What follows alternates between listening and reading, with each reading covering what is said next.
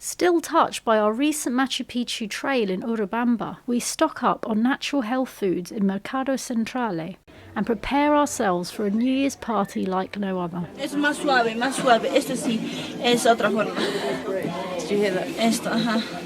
Chica loca, pero bonita. Chica loca, pero bonita.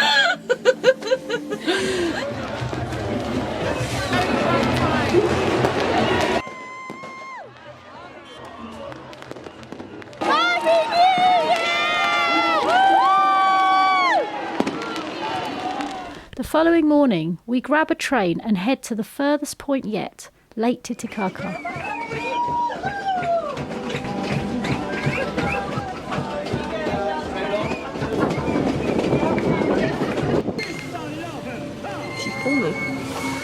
It's not very close, isn't it? Floating upon the calm, shimmering surface of this lake are the Uros Islands, the most distinctive human settlements on Earth.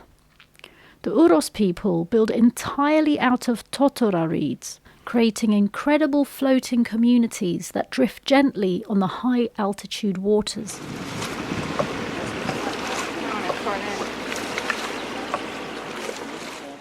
The people here are so ingenious that they use reeds not only for building, but as a source of food and fuel. But beyond their unique culture and environment, the Uros Islands also hold a modern mythology. UFO enthusiasts and paranormal theorists claim that beneath the blue waters surrounding the islands lies a hidden extraterrestrial base. Reports of unexplained lights moving beneath the surface at night, coupled with the lake's unusual depth and ancient Incan legends, have inspired speculation that Lake Titicaca could be concealing something more than just natural wonders. The idea gained traction in the late 20th century, fueled by accounts of strange orbs seen hovering over the floating islands and by the lake's connection to the ancient myth as the cradle of the sun. This is really amazing. Yeah, it's the best place. For the Uros people themselves, such theories are often regarded as a mixture of amusement and mystique. Some local guides acknowledge the stories as part of the region's modern folklore, blending the sacred legends of their ancestors with contemporary fascination for the unknown. I find myself drawn to the setting sun as the wind increases, and whilst I film over the lake, my lens suddenly captures a glimpse of a flare. Yeah. Oh my god, look at that. Look through your lens. Look at that, what's dancing around the sun right now. Try and calm stand here. Check it out. Oh my god, check it out.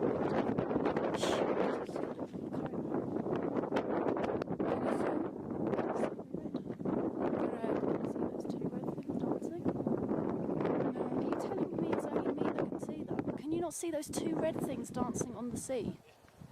Everybody sees it different. Look. Oh my god. Can you zoom in? No, I can't. They're dancing. Oh, now I see it. Yeah. These are the plasmoids. This is what I'm talking about. But they take different color for different people. See, for you they're really red. They're bright red. Zoom. Yeah? Yeah, zoom. Zoom. They're going. No, you can see. Usually when you zoom, they get bigger. Look, I can only see them from this distance. They're beautiful. Oh my god. As I watch these dancing orbs, my heart lifts and I feel overjoyed.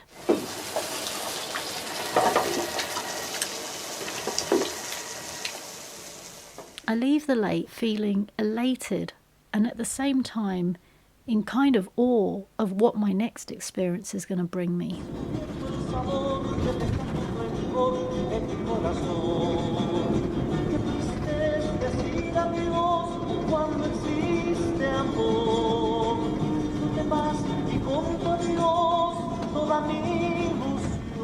It's okay, but that's possibly because I don't eat. Yeah. Yeah, if you've got a bug and you eat, it will react. So I'm just not eating. I'm fine. We are heading to Colca Canyon to watch the condors soar. To the Incas, the condor bridges other worlds. Hanan Pacha, the upper world of gods and celestial beings, Kai Pacha, the world of the living, and Uku Pacha, the underworld, or the realm of ancestors and the dead. The condor belongs to Hanan Pacha, the upper realm, and carries messages from the earth to the heavens, whispering closely to the sun, its movements symbolising transcendence. A guardian of spirits, condors sometimes appear in sacred rituals as a symbol of freedom and renewal. But the deepest part of the canyon is behind and 65 kilometers in the south. Our guide Caesar offers coca leaves to the mountains as a gesture of respect.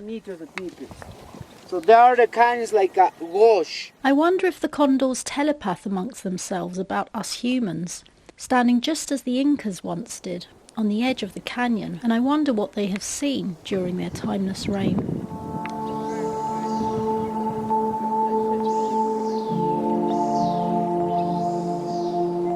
The 1st of April, 2014. Dear Diary, woke around 5 a.m, felt like it was just getting light, was contemplating a dream, but then not sure how long it was.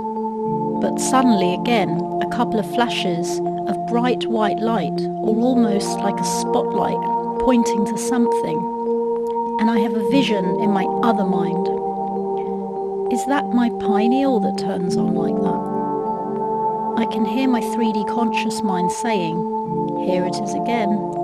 So I know I'm observing the shift in consciousness as I move into a different plane. Then darkness and the very loud noise, only I interpret this not as a frequency shift, but simply a loudness that gets stronger as I focus on it, kind of like I'm making it stronger. But the more I put my attention to it and try to control it to grow, as I think it's taking me somewhere, the sound stops or cuts out, almost like a surging of currency, and I feel myself floating or detached once again from the body. I wonder if this is because I'm blocked somewhere in my chakras and I cannot make the next location, and the surge of frequency overrides, and I just enter into astral for a few moments, then get brought back very quickly into my body, as if it's a faulty cord or something. They try each time I go to sleep to enter that realm, yet they can't get to me. I must do something to help them, something different. I must continue an intense detox when I return from Peru, and a lot more meditation. Maybe this opens my channels for contact. Que por nombre lleva Jehuisha, que lo pueden ver en su boleto turístico. Jehuisha. Detrás empieza el Amazonas con el nombre de Hornillo. Luego con el nombre de Apurima. Luego el río N, el río Ucayali, y para más tarde tomar el nombre de Amazonas.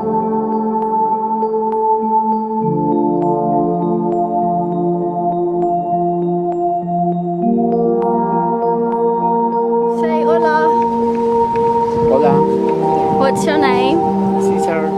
What are you doing? I took my ice cream. What's your job? I'm tour guide. How many years? 6 years. Do you like it? I like it. Where do you guide people? Many different parts of the planet. English. And English mostly. And where do you take them? The tours. Which places? Colca Canyon, Cusco, Machu Picchu, Sacred Valley, Titicaca Lake, Puna. Ciao. Thank you very much. The monastery of Santa Catalina feels frozen in time. Founded in 1579, this was once a closed convent for nuns of noble Spanish families. Women who at just 12 or 13 were brought here to dedicate their lives to faith, silence and solitude.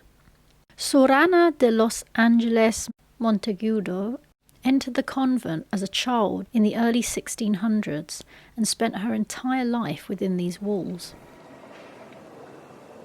Known for her discipline and visions, saints and angels often spoke to her. But she was also known for her strength of spirit.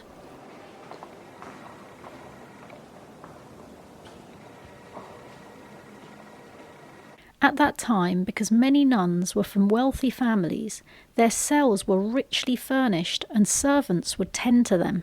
Sorana soon became prioress and tried to change that, believing that the monastery needed a touch more humility and prayer.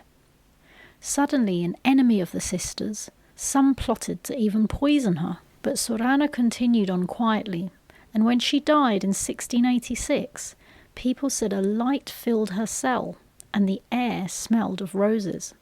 No machines.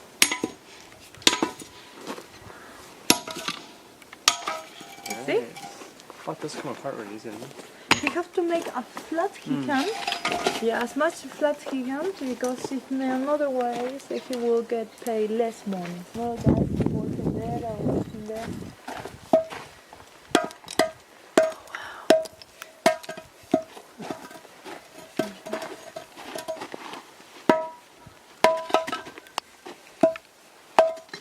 How many years has he done it? He's working here for 43 years. Very hard. I see, that's how it is. Our final days end back in Lima, where we visit the Larco that holds more than 45,000 artefacts by collector Rafael Larco Hoyle, with the Moche portrait vessels and portrait pottery of hundreds of human faces being my favourite sculptures. And then it's onwards and upwards for the next part of my journey into filmmaking, led by my ever-growing fascination with experiencing the world.